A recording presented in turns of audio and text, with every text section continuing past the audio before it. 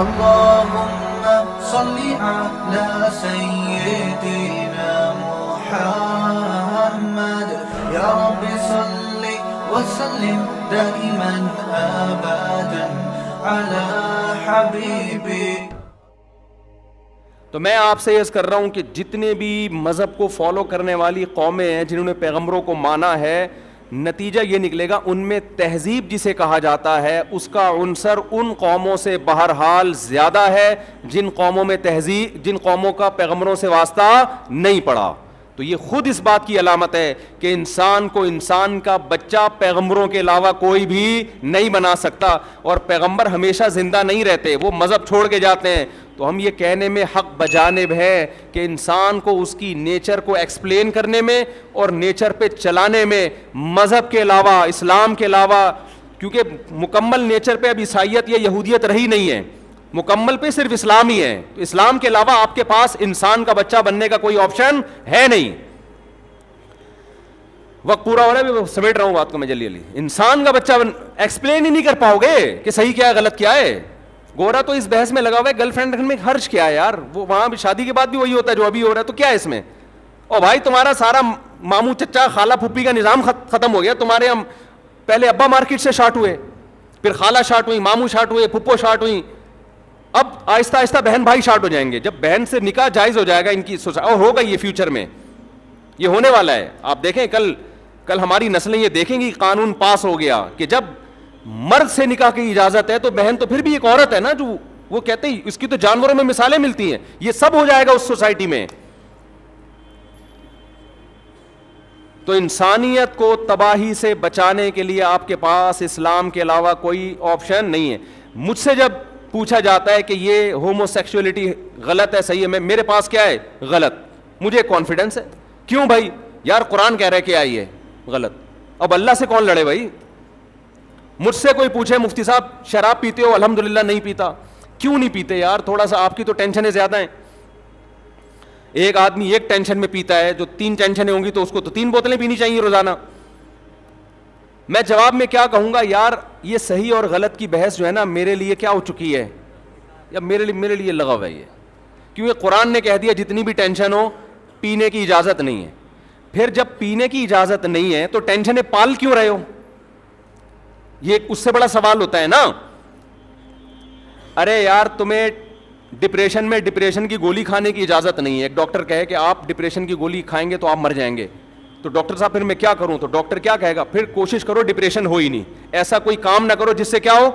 Depression. آپ کے پاس سونے کی جگہ نہیں ہے، سونے کا ٹائم نہیں ہے، تو ڈاکٹر کہے گا اتنا تھکاؤ نہیں اپنے آپ کو، کیونکہ اب آپ 24 گھنٹے تک سو نہیں سکتے. تو یہی ہوگا نا. تو ہمیں اسلام ٹینشن ختم کرنے کے لیے شراب پینے کی اجازت نہیں دیتا. تو میں کہہ سکتا ہوں بھائی میں اس لیے نہیں پیتا کہ اسلام مجھے ٹینشن ختم کرنے کے لیے شراب کی اجازت نہیں دیتا. تو آپ کہیں گے پھر ٹینشن کوشش کرو کہ ٹینشن ہو ہی نہیں، تو پھر یہ 3 ٹینشنیں رکھی ہوئی کیوں ہیں؟ میں کہوں یار یہ ایک چیز بھی میرے لیے کیا ہو چکی ہے، یہ چیپٹر بھی اللہ نے کیا کر دیا ہے؟ کلوز کر دیا. اللہ نے کہا یہ والی ٹینشن رکھو. اگرچہ ٹینشن ختم کرنے کے لیے مجھے پینے کی اجازت نہیں ہے، پھر بھی اللہ نے کیا کہا کہ پھر بھی یہ ٹینشن تمہیں پالنی پڑے گی. تو ہمارے پاس تو یار راستہ کلیئر ہے. اب ہماری زندگی تو وہ پہلے سے جو متعین راستہ ہے، اب تو بس اب چلنے کا مسئلہ ہے ہمارا کہ اسپیڈ سے چلتے ہیں، سلولی چلتے ہیں. قیام و طعام زیادہ ہو رہا ہے تو توبہ استغفار کر کے واپس ٹریک پہ آؤ، ٹھیک ہے نا. ہمارے پاس راستہ روز روشن کی طرح کیا ہے؟ مسلم کے پاس کلیئر ہے، گورے کے پاس نہیں ہے، ہندو کے پاس نہیں ہے، سکھ کے پاس نہیں ہے، یہودی کے پاس نہیں ہے، عیسائی کے پاس نہیں ہے. تو میں تو میرے بھائی اسلام سے محبت کرتا ہوں، مجھے اسلام نے 2 اور 2 4 کی طرح بتا دیا. آپ کے پاس یہ آپشن ہے بچے 2 ہوں کہ 3 ہوں، تیسرا ہو جائے گا تو ٹینشن، خرچے کہاں سے پورے ہوں گے. یہ بحث میں آپ پڑھو گے، میں تھوڑی پڑھوں گا. مجھے اسلام نے کہہ دیا بھائی یہ اس نیت سے تمہیں نسل روکنے کی اجازت نہیں ہے، رزق میرے ذمے. اب میرے اگر بچے ہو بھی جائیں زیادہ اور بالفرض اللہ نہ کرے وہ غربت مہنگائی کی وجہ سے ٹینشن میں بھی آ جائیں، تو میں غربت مہنگائی کم کرنے کی ٹینشن تو لوں گا، یہ ٹینشن نہیں لوں گا کہ اتنے پیدا کیوں ہو گئے. آپ کے پاس تو ڈبل ٹینشن ہے، آپ کا تو ایک بھی ہو گیا نا، اور بالآخر غربت کی وجہ سے اس کی فیس ادا کرنا ممکن نہیں ہے. تو آپ تو ایک کی بھی ٹینشن لوگے, کم بخت یہ جب پیسے تھے نہیں تو پیدا ہوا کیوں, یہ کام میں نے غلط کیا, اس پہ آپ رو گے. ہمارے تو 40 بھی ہو گئے تو ہم نہیں روئیں گے یار, یہ تو قدرت نے حکم دیا ہے, نسل مت روکو. گورا تو یہاں کنفیوز ہے, تبھی تو اس کو فیملی پلاننگ والوں نے کہا 2 بچے اچھے, 2 میں خرچہ کم ہوگا. گورے نے کہا یار یہ لاجک کی بات لاجک. گورا کہتا ہے لاجک ہونی چاہیے, جب بھی بات کرو اس کے پیچھے کیا ہونی چاہیے, لاجک. اس نے کہا لاجک تو یہ کہتی ہے 2 بھی نہ ہو 1 ہی اچھا, اس سے تو اور زیادہ خرچہ بچ جائے گا. بہت سے گوروں نے کہا ہو ہی نہیں, کیونکہ بڑھاپے میں ہمیں ویسے ہی اولڈ ہاؤس نے پالنا ہے, تو ہم لائف کو انجوائے کریں نا, اس بچے کی ٹینشن ہم لیں کیوں. تو لہذا انہوں نے کہا کہ 1 بھی نہیں ہو, جس کا نتیجہ کیا نکلا, پوری سوسائٹی فیملی پلاننگ کی بھیٹ چھڑ گئی. ایسا گروتھ ریشو نا گوروں کا یوں یوں یوں جا رہا ہے. ابھی میرا یورپ کا سفر ہے تو میں اسپیڈ بڑھواؤں گا تھوڑی وہاں جا کے. میں جہاں بھی جاتا ہوں نا گروتھ ریشو بڑھوا کے آتا ہوں الحمدللہ. تو ابھی میں جاؤں گا انشاءاللہ, گورے بھی تو بیان سنتے ہیں نا, تو اسپیڈ بڑھواؤں گا میں کہ بھائی انسانیت کا خیال کرو, انسانیت تباہ ہو رہی ہے. آپ کو پتہ ہے کووڈ-19 سے جو تباہی آئی ہے نا, یہ ماہرین کی رپورٹ ہے کہ فیملی پلاننگ سے جو تباہی اب فیوچر میں اس کے اثرات پڑیں گے, وہ کورونا کو لوگ بھول جائیں گے, کیونکہ اتنے لوگ مرنے سے جو آبادی کا ریشو گھٹا ہے نا, وہ کچھ بھی نہیں ہے جتنا فیملی پلاننگ سے گھٹ رہا ہے. تو کورونا کو تو یونائٹڈ نیشن بھول گئی ہے, اب وہ اس پہ لگے ہوئے ہیں کہ یار یہ بڑھائیں کیسے. لیکن ہماری یونیورسٹیوں کا حال دیکھو یار, اسکولوں کا, وہی پرانے بوسیدہ جو کانسیپٹ ہے نا وہی ان کو بتائے جا رہے ہیں. تو خیر یہ بحثیں تو ہوتی رہتی ہیں. تو میرے بھائی اللہ کا شکر ادا کیا کرو, اللہ نے ہمیں کیا بنایا, مسلم. اور پھر ایک بات جو میں نے آیت پڑھی تھی, اللہ کہتے ہیں اللہ کی قسم یہ اس وقت تک مومن نہیں ہو سکتے جب تک آپس کے اختلافات میں اسلام سے فیصلہ نہ کروائیں. اگر آپ آپس کے اختلافات میں اسلام کے علاوہ کسی اور سے فیصلہ کرواتے ہو, پھر آپ کے شناختی کارڈ میں مسلم ہونے سے اللہ آپ کو مسلم نہیں مانتا. تو جب اسلام ایک نعمت ہے تو ہر فیصلہ کس سے کرواؤ, اسلام سے کرواؤ. طلاق کا مسئلہ ہو, وراثت کا مسئلہ ہو, گھریلو جھگڑوں کا مسئلہ ہو, کاروبار کا مسئلہ ہو, ہر چیز میں آپ نے کس سے فیصلہ کروانا ہے, اسلام کیا کہتا ہے. اسلام کی بات آ گئی, ختم, کہ بھائی اب نہیں. مجھے یاد ہے ایک صاحب نے, ان کا بیٹا ہوا, وہ حارث نام رکھ رہے تھے, بڑا خاندان میں جھگڑا ہو رہا, تو کہتے ہیں یار یہ اس کی کوئی, میں نے کہا مجھے ایسا یاد پڑتا ہے حدیث میں اس نام کی فضیلت. انہوں نے کہا بس کافی ہے میرے لیے, ٹھیک ہے نا, کیا ہے میرے لیے, دماغ سیٹ ہو گیا نا. تو بڑے سارے مسائل آج کل چل رہے ہیں. ایک آخری بات کرنے تو ایک جملہ بس, آج کل میاں بیوی کے جو مسئلے, جب بچے جوان ہوتے ہیں نا تو شادیوں کے بڑے مسئلے, میاں بیوی میں بڑا اختلاف ہو رہا ہوتا ہے. عورت کو مان لینا چاہیے کہ گھر کا سربراہ اللہ نے کس کو بنایا, مرد کو. بس چھوڑو یار, اب بولے کہ یار اللہ میاں نے اس کو بنایا تو بس ٹھیک ہے, اس کا فیصلہ کیا ہوگا آخری. نہ جی نہ, نہیں ہوتا ایسے. پھر میں یہ بات جب کرتا ہوں تو اتنے نیگیٹو کمنٹس خواتین کے, تم تو بس عورتوں کے پیچھے ہی پڑے رہو.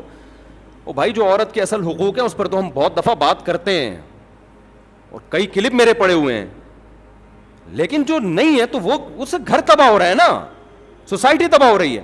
اور یہ بھی ذہن میں رکھو, باپ کو اللہ نے اتھارٹی دی ہے, باپ کو چاہیے نا اپنے بچوں کے رشتوں کے معاملے میں زیادہ اپنے خاندان کو زیادہ لفٹ بھی نہیں کرائے.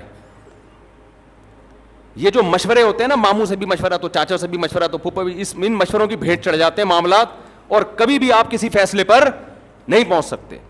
آپ جب سمجھتے ہو کوئی اپنے قریبی دوست یا کوئی قریبی ریلیٹو رشتہ داروں میں ہی ہو, مشورہ اس سے لے کے اپنی رائے قائم کی, فیصلہ سنا دیا, بھائی یہ ہو گیا, دیٹس آل. تو اب پولیس کو بتائیں, پولیس کو دیکھیں, منوانا تو میرا کام نہیں ہے. اس سے کیا ہوتا ہے کہ جن خاندانوں میں یہ ہوتا ہے نا, وہ بھی مشورہ تو نہیں ہوتا بھائی. پھر کوئی بھی خاندان میں دیکھو, میں بار بار کہتا ہوں, کرپٹ حاکم ہو ملک میں, 2 نمبر ہو, پاورفل ہو, خدا کی قسم یہ پھر بھی بہتر ہے ایک ایماندار حاکم جس کے پاس پاور نہیں ہے. جب پاور ہی نہیں ہے تو کرے گا کیا, وہ بیٹھ کے وہ ایک فیصلہ سنائے گا, 20 لوگ اس کی مخالفت کر کے وہ قلعدم کر دیں گے. پاورفل حاکم ٹھیک ہے کچھ گڑبڑ بھی کرے گا, لیکن پھر بھی حاکم ہونے کی وجہ سے پازیٹیو کام وہ زیادہ کر جائے گا. تو اسلام میں حاکم کی بڑی ویلیو, اور حاکم کی ڈیفینیشن کیا ہے, جس کے پاس پاور ہو. پاور ہی نہیں ہے نا, تو پھر یہ جو ہمارے ہاں اتنی اکثریت سے اسمبلی میں آئے اور اتنی نہیں ہو سکی جتنی ہونی چاہیے تھی, تو کراچی میں گٹر کے ڈھکن کم از کم لگنے والے نہیں ہیں. کوئی پاورفل حاکم ہو کراچی میں, پورے اختیارات اس کے پاس ہوں, پھر اگر گٹر کے ڈھکن نہیں لگیں گے تو کم از کم اب اس گھر کے باہر جا کے احتجاج تو کریں گے نا, یار ڈھکن تو لگا دو خدا کے بندو, کچھ تو ہوگا نا. کتنا ہی ظالم ہوگا, ہم کہیں گے ڈھکن چور چوری کر رہے ہیں, چوروں کو روک لو, خود چوری کر لو جتنے کرنے ہیں. وہ کتنے ڈھکن چوری کر لے گا یار. لیکن ابھی تو ڈھکن چوری کی کھلے عام اجازت ہے. ہم پیسے سے خرید کے ڈھکن لگاتے ہیں, کوئی بھی اٹھ کے چوری کر کے چلا جاتا ہے. ہم اپنے مرغے کی حفاظت نہیں کر سکتے, کراچی میں مرغا چوری ہوا ہمارا, کیا کیا چوری ہو رہا ہے, لوگوں کی لاشیں گر رہی ہیں. وجہ کیا ہے؟ کوئی پاورفل ہے ہی نہیں, حاکم ہی نہیں. اس کے پاس جاؤ, کہہ رہے یہ میرے اختیار میں نہیں, ادھر جاؤ کہہ رہے یہ تو ان کا کام ہے. تھانے کے پاس اختیارات نہیں ہے, آپ کے ادھر چوری ہوئی ہو, آپ اس تھانے میں جاؤ, بولے یہ میرا علاقہ بنتا ہی نہیں ہے. ابے پہلے میپ سے یہ تلاش کرو یہ کس کا علاقہ بنتا ہے. بہت بڑی ٹینشن ہے میرے بھائی. تو کہاں سے کہاں بات چلی گئی. تو گھر کا سربراہ بھی جب تک ایک پاورفل نہیں ہوگا نا میرے بھائی, گھر میں تباہی بربادی کے علاوہ کچھ بھی حاصل نہیں ہوگا. تو اسلام کی قدر کرو, اسلام کو فالو کرو. نعمت کا تقاضا یہ ہے کہ اس کو فالو کیا جائے. اللہ تعالیٰ سمجھنے کی, عمل کی توفیق عطا فرمائے. مفتی طارق مسعود صاحب کے بیانات سننے کے لیے youtube.com/مفتی طارق مسعود کو سبسکرائب کریں. اور اگر آپ لائیو ویڈیو کو کبھی بھی مس نہیں کرنا چاہتے ہیں تو سبسکرائب کرنے کے بعد بیل آئیکن پہ کلک کرنا مت بھولیں. جزاک اللہ.